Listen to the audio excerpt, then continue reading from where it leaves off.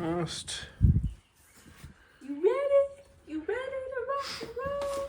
Are you ready? I am so ready. Okay, go.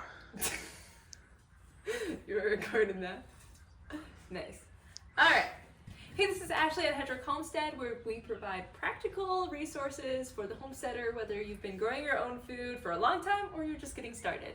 And today we are talking about what we do between batches of chicks in the brooder.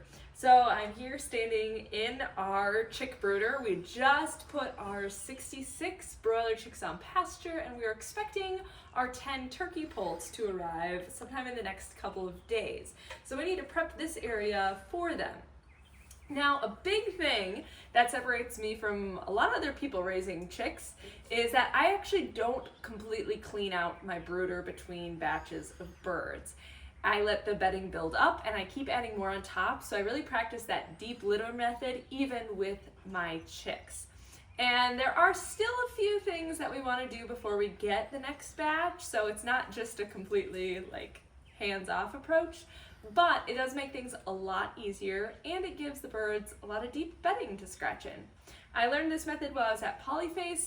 As an intern, Joel Salatin does not clean out his brooder in between every batch of chicks. Instead, he just stirs and adds more bedding on top, doing exactly what I do here. So, all we have to do to prep the brooder is I'm going to take my shovel and I am going to mix up this bedding and turn it over. We want to make sure everything is thoroughly mixed. We've only brooded one batch of chicks in here, so there's not that much bedding in here in the first place. So then I'm going to add a really nice thick layer of bedding on top so that the fresh batch has a nice clean place to live.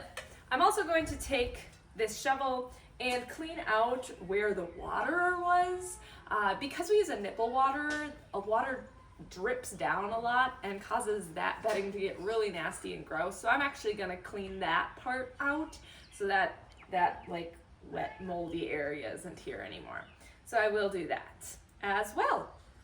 And once I've stirred the bedding, added more on top, and cleaned out the water bedding or water saturated bedding, then all I have to do is I like to do a little dusting, make sure that my heat lamps don't have a thick layer of dust on them because we don't want any fire hazards. So I wipe off the heat lamps a little bit, get them nice and clean, and then all I have to do is bring in my waterer, feeder, and turn on the heat lamps and put my new poults in here.